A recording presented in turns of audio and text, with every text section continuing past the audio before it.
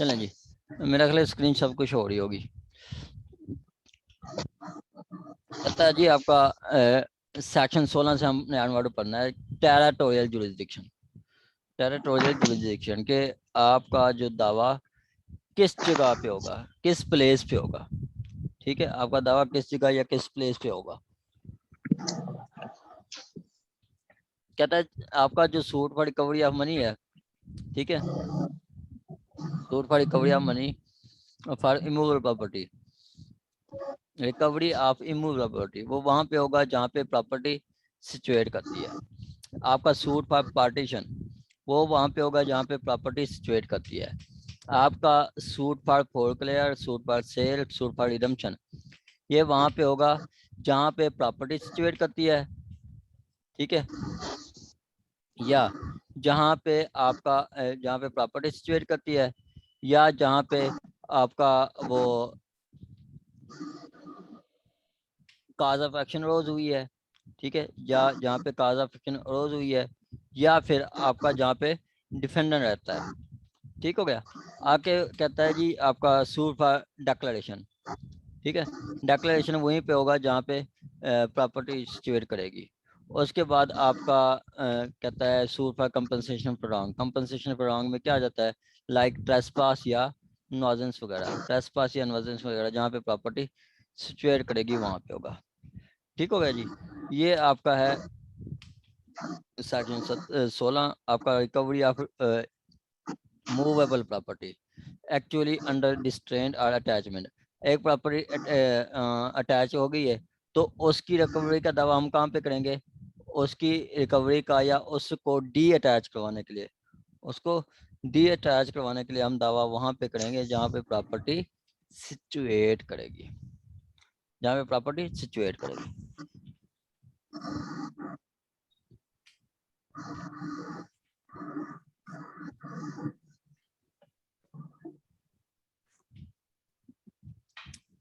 ये तो था आपका territorial jurisdiction.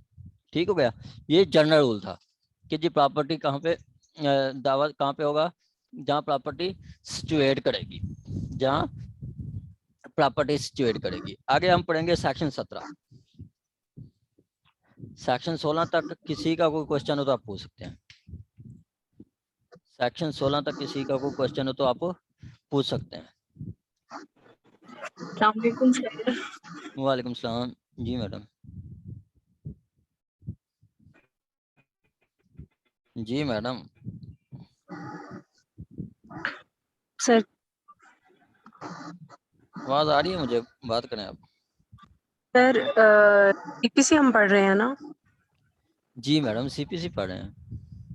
Okay sir, thank you sir. Code of civil procedure पढ़ रहे हैं, हमने सेक्शन 16 तक पढ़ लिया था, आगे हम पढ़ रहे हैं। जी फरहत साहब, थैंक यू हमने सर। सेक्शन 16 तक पढ़ लिया था। फरहत साहब,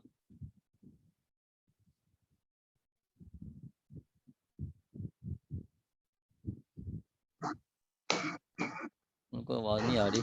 हमने सेक्शन 16 तक पढ़ा था।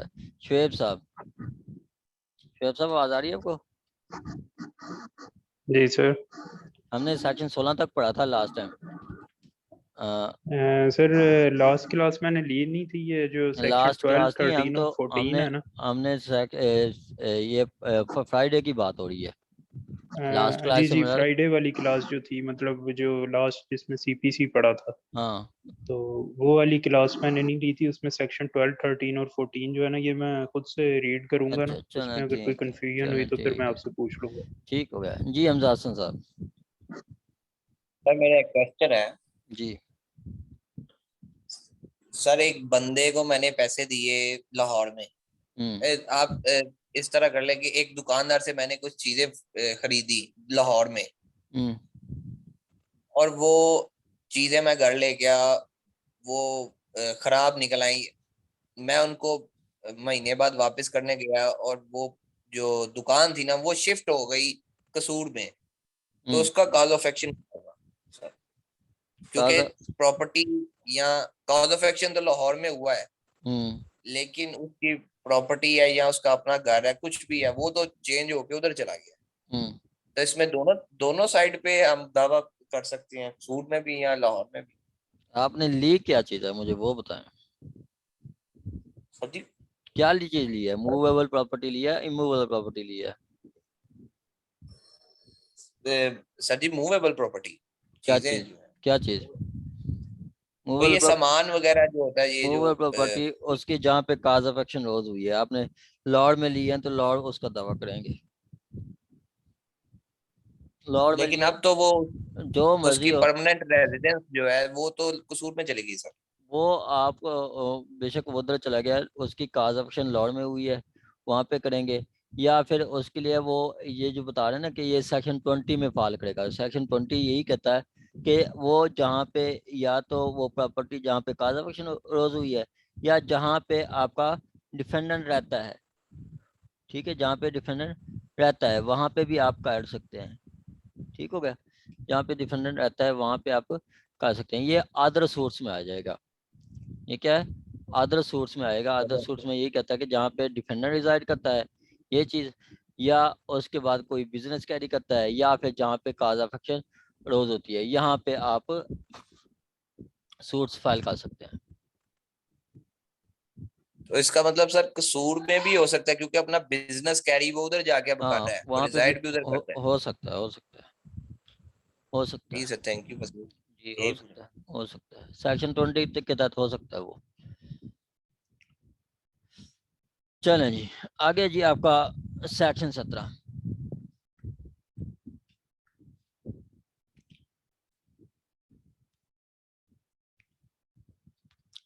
सेक्शन 17 कहता है कि जी प्रॉपर्टी आपकी एक से ज्यादा डिस्ट्रिक्ट में है, ठीक हो गया, तो आप जहां मर्जी दावा कर दें, जहां मर्जी दावा कर दें।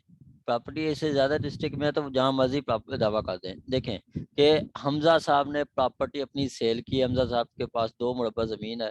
उन 2 मुरब्बा जमीन, वो जो 2 मुरब्बा जमीन है, कुछ आपका उकाड़ा है, कुछ शेखुपुरा है और कुछ लाहौर है, ठीक हो गया।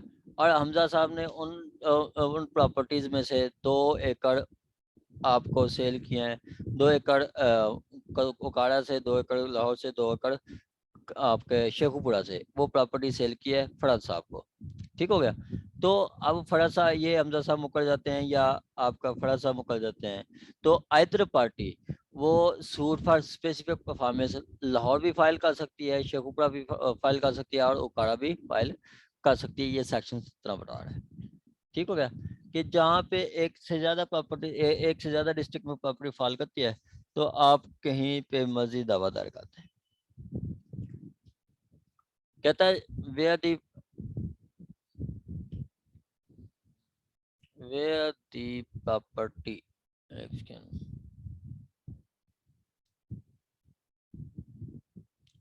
कहता है where the suit is obtained relief respecting or compensation for wrong for immovable property situated within the district different district jurisdiction within different district। अब जो वो प्रॉपर्टी है, ठीक है, वो कंपनसेशन फॉर रॉन्ग के लिए, ठीक है, या कोई दूसरे रिलीफ के लिए वो प्रॉपर्टी सिचुएट कर रही है किसी दूसरे डिस्ट्रिक्ट में, मतलब आपके डिफरेंट डिस्ट्रिक्ट्स में, मतलब जैसे उकाड़ा, कसूर और शेखुपुरा। दिस सूट में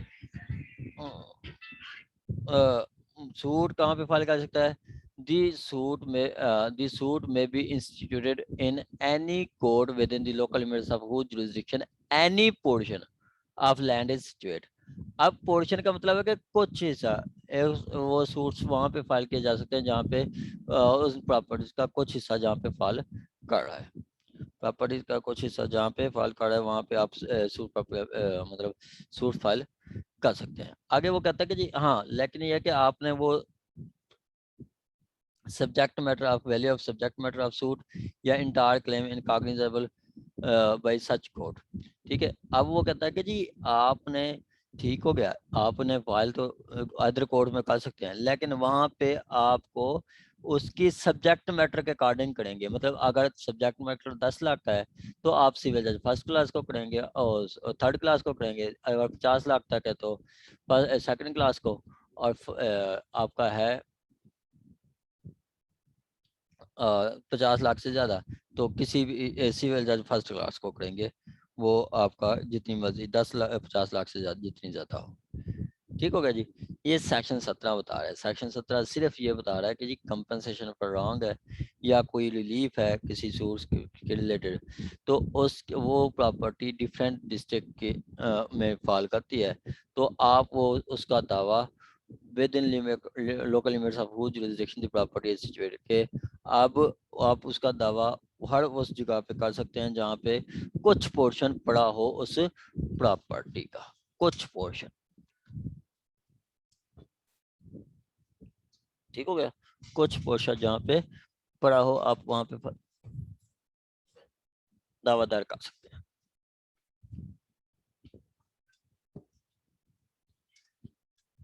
आगे जी 18 का आपको आपने पीछे देखा था जहाँ पे अनसर्टेनिटी हो, जैसे 182 है कि जी अनसर्टेनिटी है, पता नहीं चल रहा कि ये प्रॉपर्टी कहाँ पे सिचुएट करती है। अब वो प्रॉपर्टी सिचुएट कर रही है लाहौर और कसूर के बॉर्डर एरिया में, बाउंड्री एरिया में। ठीक हो गया, या प्रॉपर्टी सिचुएट कर रही है आपके लाहौर और शेखुपुरा के बाउंड्री में, या प्रॉपर्टी सिचुएट कर रही है लाहौर और ओकाड़ा की बाउंड्री में, बाउंड्री वाल पे।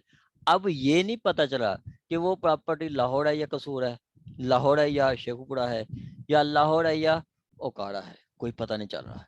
ये सीपीसी 1898 की है, तो उस टाइम वो इतनी बाउंड्री लाइंस नहीं होती थी। अब तो बिल्कुल बाउंड्री वाल्स हैं, बिल्कुल पता चल जाता है कि जी ये एरिया जो है वो इस डिस्ट्रिक्ट में आता है, ये एरिया डिस्ट्रिक्ट इस डिस्ट्रिक्ट में आता है। आप देखते हैं कि वो अब तो वो लगाए भी गए हैं कि जी ये आगाज रहीम खान और अख्ताम बावलपुर, ये आपका लिखा होता है।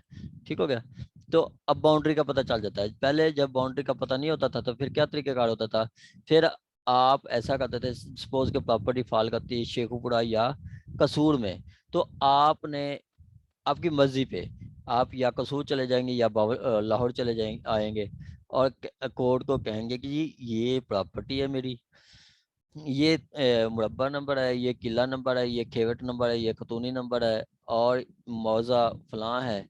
डिस्ट्रिक्ट मतलब डॉक्यूमेंट्स में तो ये है, लेकिन हमें पता नहीं चला कि वो प्रॉपर्टी आया के रहीम खान की जुरिस्डिक्शन में आती है या बावलपुर की, इसी तरह लाहौर की जुरिस्डिक्शन में आता है या वो लाहौर की या कसूर की। तो इस सूरत में कोर्ट एक स्टेटमेंट रिकॉर्ड करेगी। अगर कोर्ट सेटिस्फाई हो जाती है कि जी वाकई अनसर्टेनिटी है, तो कोर्ट एक स्टेटमेंट रिकॉर्ड करेगी। स्टेटमेंट रिकॉर्ड करके कोर्ट उसकी कॉग्निजेंस ले लेगी, और यही समझा जाएगा कि जैसे उस कोर्ट की जुरिस्डिक्शन बनती है, उस कोर्ट की जुरिस्डिक्शन बनती है।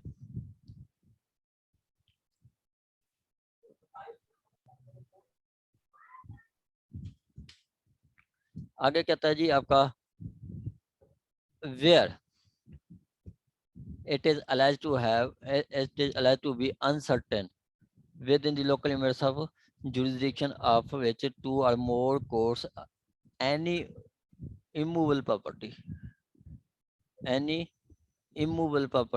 is situated। अब दो डिस्ट्रिक्ट से, दो या दो से ज्यादा में पता पड़ी है, लेकिन पता नहीं चला कि प्रॉपर्टी कहाँ पे सिचुएट कर रही है।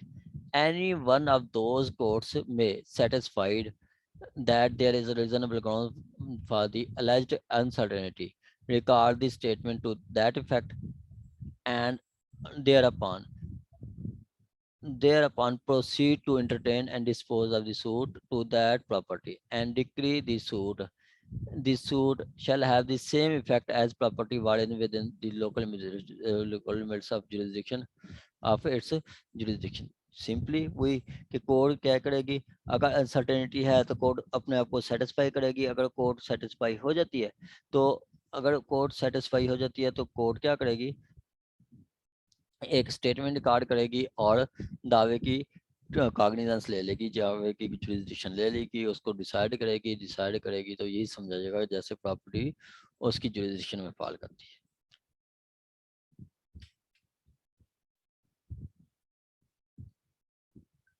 आगे कहता है जी property provided that suit is one with respect of which competent regard of nature of value of suit, कि वो आपने ठीक है वो तो है कि पता नहीं चला कि लाहौर में है या कसूर में है, लेकिन वहाँ पे लाहौर या कसूर जहाँ पे भी जा रहे हैं वो उस वजह से आपको ये तो पता है ना कि जी प्रॉपर्टी, ये नहीं पता कि किस एरिया में है, लेकिन ये आपको पता है कि जी इस प्रॉपर्टी की वैल्यू 50 लाख है।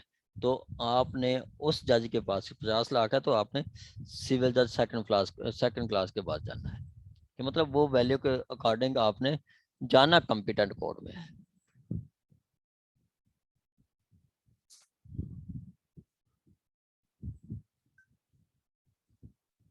जाना आपने कॉम्पिटेंट कोर्ट में है।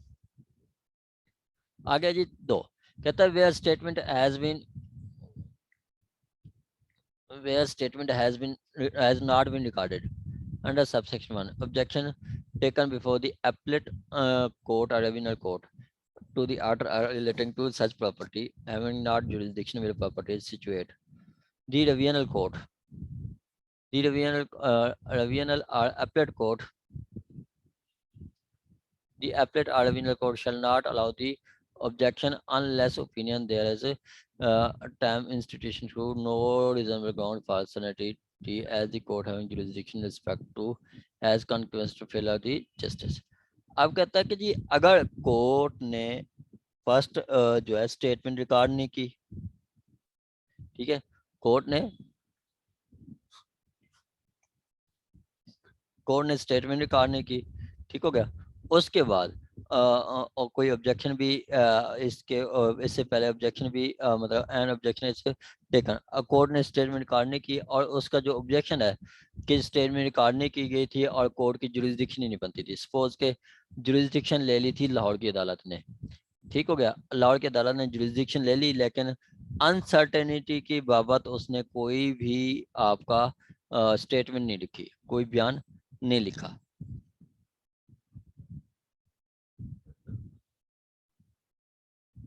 स्टेटमेंट या बयान नहीं लिखा और ऑब्जेक्शन लिया जाता है एपलेट या रेविनल कोर्ट में कि जी कोर्ट इस लाहौर की कोर्ट की जुरिस्डिक्शन ही नहीं बनती। तो कोर्ट जो है ना लाहौर की जो एपलेट कोर्ट होगी वो देखेगी कि क्या इसके मतलब कॉग्निजेंस लेने से क्या फेलर ऑफ जस्टिस हो रहा है, मतलब लाहौर की अदालत ने किया तो फेलर ऑफ जस्टिस है, मतलब उनको अपॉर्चुनिटी नहीं दी गई या उनको बताया नहीं गया या इस बाबत नहीं बताया गया। अगर फेलर ऑफ जस्टिस नहीं हुआ तो वो प्रोसीडिंग समझी जाएगी कि वो बिल्कुल ठीक है, कोई इशू नहीं है। अगर फेलर ऑफ जस्टिस हुआ है तो फिर आपका कोर्ट उसको केस दोबारा कह सकती है कि जी जिस कोर्ट की जुरिस्डिक्शन है तो वहां पे ट्राई किया जाए। ठीक हो गया। कोर्ट ने जी जी सर की ऑब्जेक्शन वाली क्या बात कही थी कि ऑब्जेक्शन लगेगा कि नहीं लगेगा उसके बाद? नहीं देखिए मैडम के उस टाइम ऑब्जेक्शन नहीं रेज किया गया। सपोज के देखें मैडम आपकी प्रॉपर्टी, आपने दावा दायर कर दिया, आपको प्रॉपर्टी है, आपने प्रॉपर्टी ली फराज साहब से, अब वो प्रॉपर्टी का नहीं पता चला कि जी वो प्रॉपर्टी लाहौर में या कसूर में है, आपने लाहौर में दावा दायर कर दिया और फराज साहब ने पोजेशन भी फराज साहब ने इस बारे में कोई ऑब्जेक्शन नहीं रेज किया कि जी लाहौर की अदालत को तो जुरिस्डिक्शन नहीं बनती है तो प्रॉपर्टी कसूर में पड़ी है, ठीक है, क्योंकि आपने दावा फराज साहब के अगेंस्ट फाइल किया। तो अब वो जो है ना फराज साहब ने कोई ऑब्जेक्शन नहीं किया, तो इस सूरत में अगर आपका अपील होती है, दावा डिग्री हो जाता है और उसके बाद फराज साहब अपील में चले जाते हैं और अपील साहब में कहते हैं कि जी इस अदालत ने जिसने डिग्री किया है उसकी तो जुरिस्डिक्शन ही नहीं बनती थी, ठीक है, तो फिर कोर्ट अपीलेट कोर्ट देखेगी कि चाहे जुरिस्डिक्शन बनती थी नहीं बनती थी, अगर फैसला मेरिट पे हुआ है, अपॉर्चुनिटी दी गई है फराज साहब को, उन्होंने दावा रिटर्न स्टेटमेंट दिया है, आर्गूमेंट्स किए हैं, एविडेंस दिए है, सारा कुछ दावा मेरिट्स पे हुआ है, तो फिर कोर्ट कहेगी कि वो उसकी मतलब जो जुरिस्डिक्शन बनती थी या नहीं बनती थी वो कोई ऐसे उससे कोई इरेगुलरिटी नहीं हुई, ठीक है, इससे कोई इरेगुलरिटी नहीं हुई, ये कह गया। वो जो बेशक उसकी लाहौर की जुरिस्डिक्शन नहीं बनती तो कोर्ट यही समझेगी कि उसने सही फैसला किया है, उसकी जुरिस्डिक्शन बनती थी।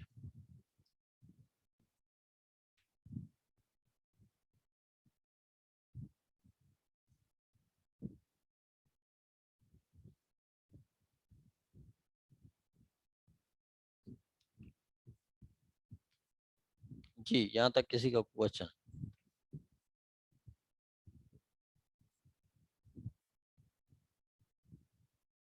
सर इसका इसका 18 का क्लोज वन भी एक बार वो करते हैं, रिपीट करते हैं।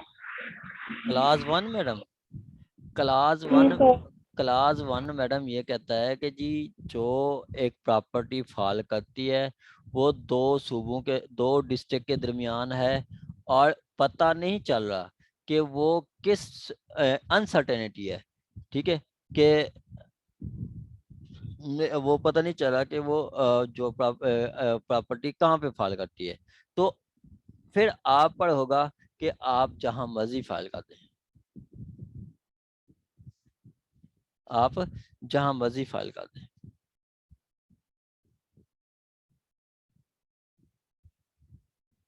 और सर जो क्लोज बी है वो क्लोज ए के साथ लिंक करती है कि अगर पार्टी को लगता है कि भी इस वाले डिस्ट्रिक्ट में नहीं फॉल करती, इन दोनों डिस्ट्रिक्ट में से उसकी अनसर्टेनिटी की बात कर रहे हैं। सिंपली मैडम क्लास सब 2 में ये बता सेपरेट। रहा है कि क्लास 2 में ये बता रहा है कि क्लास 2 में बता रहा है कि जी अगर क्लास 2 में बता रहा है कि क्लास 2 में बता रहा है कि जी अगर ऑब्जेक्शन नहीं लिया गया तो ये समझा जाएगा कि जी वो आपका जो मतलब वो जो कोर्ट थी उसको जुरिस्डिक्शन बनती थी, ये कहा जाएगा बस। जी सर।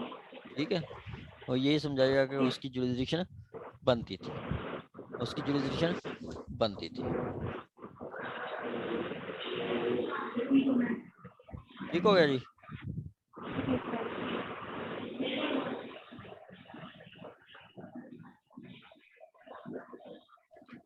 जी, यहाँ तक किसी का क्वेश्चन हो तो आप पूछ सकते हैं, किसी का कोई क्वेश्चन है तो आप पूछ सकते हैं।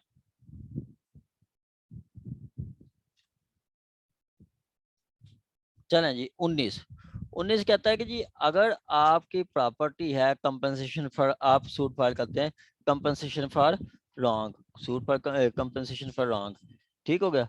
तो अब suit for compensation for wrong कहाँ पे कर सकते हैं? वो आप वहाँ पे कर सकते हैं जहाँ पे आपकी जो काज ऑफ एक्शन रोज हुई है या जहाँ पे डिफेंडर रिजाइड हुआ है, ठीक है, जहाँ पे डिफेंडर रिजाइड हुआ है वहाँ पे आप कर सकते हैं। ठीक हो गया जी। और आगे कहता है जी आपका 20 क्या कहता है? 20 कहता है कि जी आप जो है वो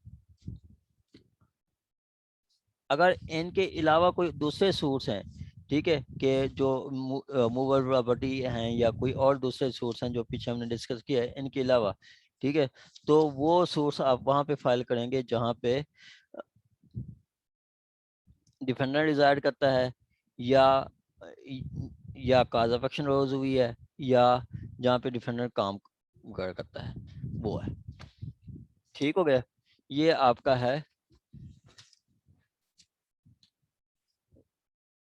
20। मैं अब आपको डिटेल के साथ पढ़ा देता हूँ।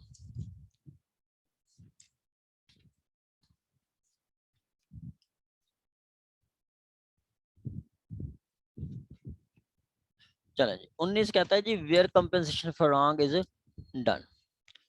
क्या कहता है? Where suit for compensation for wrong, compensation for wrong done to movable property if wrong was done in local limits of jurisdiction of one court and defendant reside or carry business within the jurisdiction of another court।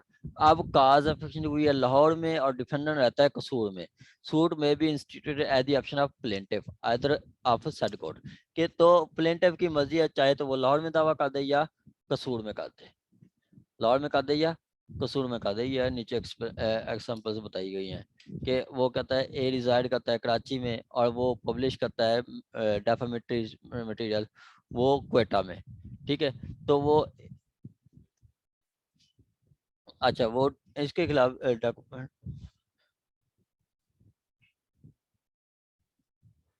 डेफामेटरी जो है वो आपको मतलब A reside in Karachi published in Quetta,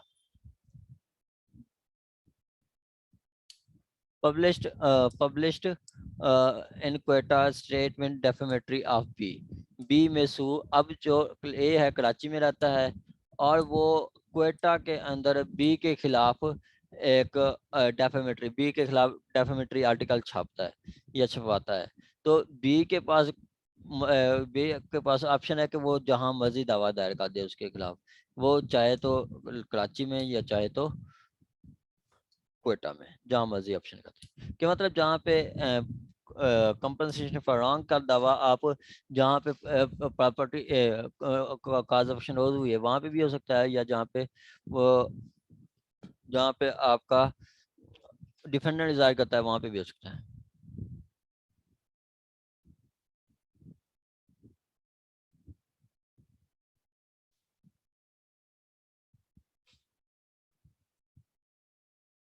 ठीक हो गया जी।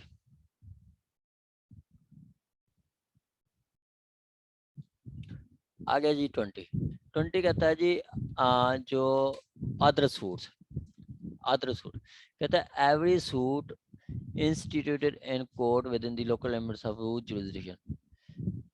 कहता है कि in every suit shall be in court within local limits of whose jurisdiction the defendant or each of the defendant were there are more than one the times commencement the suit actually or voluntarily reside or carry business। जहाँ पे इनके अलावा पीछे जो हमने पढ़ा है ना, पीछे हमने पढ़ा कि इमूवेबल प्रॉपर्टी से रिलेटेड पार्टीशन का है, डिटर्मिनेशन ऑफ डिक्लेरेशन का है, या रिकवरी का है, या सेल का है, रिडम्पशन का है, और उसके अलावा कंपनसेशन फॉर रॉन्ग का है। ठीक है, इस तरह के जो भी सूट्स हैं वो कहाँ पे किए जाएंगे, जहाँ पे प्रॉपर्टी सिचुएट करेगी। आगे 19 में हमने पढ़ा है कि जी कंपनसेशन फॉर रॉन्ग का है तो वहाँ पे किया जाएगा जहाँ पे काज ऑफ एक्शन या ये डिफेंडर रहता है। इसके अलावा जितनी भी बाकी सूट्स हैं वो वहाँ पे फाइल किए जाएंगे जहाँ पे डिफेंडर रिजाइड करता है, वॉलंटरी या आपका एक्चुअली, या फिर जहाँ पे डिफेंडेंट एक्चुअली वो for the time being voluntarily resided या कैरी बिजनेस, या जहाँ पे वो बिजनेस करता है, या फिर वो वर्क फॉर गेन करता है, पर्सनली वर्क फॉर गेन वो जहाँ पे करता है वहाँ पे भी किया जा सकता है। या फिर वो कहता है जहाँ पे काज ऑफ एक्शन अरोज हुई है, जहाँ पे काज ऑफ एक्शन अरोज हुई है, जहाँ पे काज ऑफ एक्शन बनी है वहाँ पे भी सूट फाइल किया जा सकता है। ये बता रहा है 20, ये बता रहा है सर तो 20। फिर 19 और 20 में क्या फर्क हुआ? उधर भी तो आपने यही कहा ना कि जहाँ भी कॉज ऑफ एक्शन है या डिफेंडेंट डिसाइड कर रहा है। मैडम फर्क है, इसमें फर्क है माइनर सा, वो मैं आपको बता देता हूँ। कहता है जी defendant or each of defendant or when more than one at the time of commencement of trial actually or voluntarily reside, carry business or personally work for gain। पहला तो वो बता रहा है कि जी डिफेंडेंट जहाँ पे आपका डिफेंडेंट या एक से ज्यादा डिफेंडेंट्स हैं वो एक्चुअली या वॉलंटरी रिजाइड कर रहे हैं, या बिजनेस कैरी कर रहे हैं, या कोई उजरत पे कोई काम कर रहे हैं, वर्क फॉर गेन कर रहे हैं। आगे कहता है जी एनी ऑफ द डिफेंडेंट, अब जितनी डिफेंडेंट हैं उनमें से any of defendant where more than one, अगर एक से ज्यादा डिफेंडेंट हैं, सपोज के डिफेंडेंट उसमें 10 हैं, तो उनमें से any of the defendants at any time of commencement of suit actually are voluntary reside या carry business or personally work for gain, provided that in such either case in such a case either of the courts is given or the defendant who reside or carry business working for gain acquiesce in such institution, acquiesce in such station। इसके बारे में वो कहता है कि जी अगर वो उसका मतलब वो तस्लीम करता है या अपनी वो रिहाइश के बारे में तस्लीम करता है, एक्यूज होता है आपका मानना, तस्लीम करना, कि जब सूट फाइल हुआ है कि जी वो बताता है कि जी मेरी रिहाइश फलां जगह पे है, मेरी रिहाइश फलां जगह पे है, तो वहाँ पे सूट फाइल किया जाएगा जहाँ पे वो मान रहा है कि जी व्यक्ति फलां जगह पे रिहाइश है, वहाँ पे किया जाएगा। मतलब नीचे जो है ना वो वर्ड इस्तेमाल करता है कि जी वो वाकई वो सोर्स के बारे में वो जानता है, बता रहा है कि जी हाँ जी फलां जगह पे सोर्स है तो वो मैं फलां जगह पे रिहाइश करता हूँ, मानता है। ठीक है, तो वहाँ पे फाइल किया जाएगा, वरना जो आपका जहाँ पे काज ऑफ एक्शन रोज हुई होगी वहां पे किया जाएगा।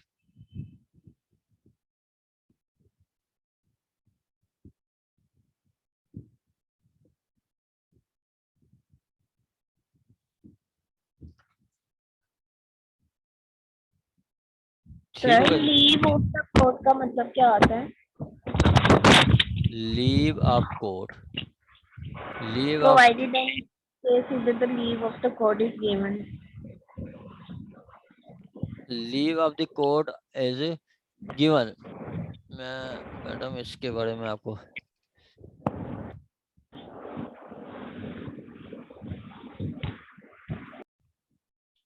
ये कहाँ पे है? सर इसका ये नहीं होगा कोर्ट की इजाजत से, जैसे कोई भी एप्लीकेशन फाइल करते हैं कि इस काम के लिए अलाउ करे तो कोर्ट अलाउ कर देती है, प्रोवाइडेड तो दैट इन उससे ये सच नहीं केस कहेंगे। The defendant carry business inquiry leave of the court किधर है मैडम?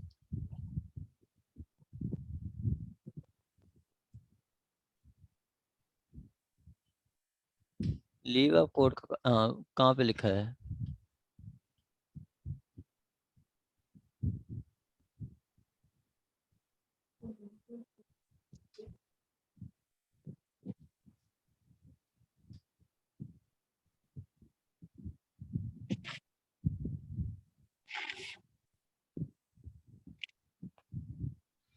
ये लीव ऑफ कोर्ट कहाँ पे लिखा हुआ है?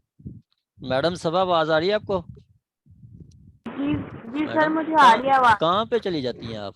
मैं आपसे पूछ रहा हूँ कहाँ पे लिखा है? सर सेक्शन सेक्शन 20 इसका बी में ये वाली लाइन लिखी है, और कैरीज ऑन बिजनेस और पर्सनली वर्क फॉर गेन और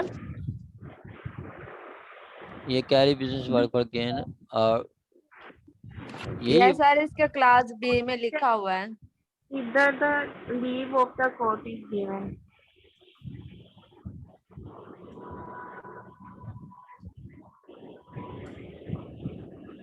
सर ये इसकी 1 2 3 थर्ड लाइन पे दैट इन सच केस इधर of the court is leave of the court is given, मेरी बुक पे तो ये लिखा हुआ है आप इधर द लीव। मैं एक्चुअली बुक ले लेता हूँ। सर ये इधर आपका लीव मिस है, इधर the leave of the court is given in such case, third line. Leave का होता है कि अलाउ करना, कोर्ट अलाउ करती है आपको कि आप सूट फाइल कर लें।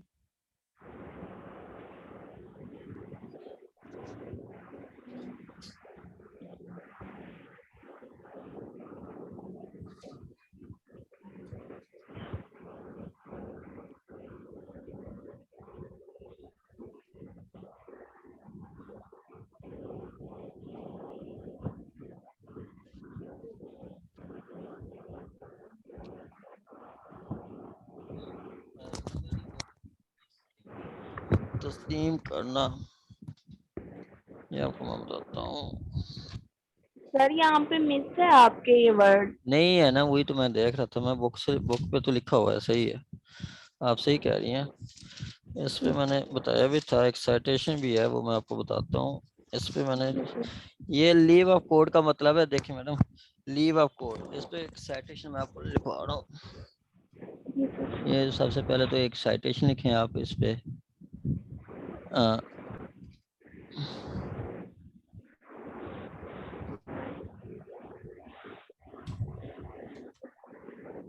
ये है जी साइटेशन 1987 CLC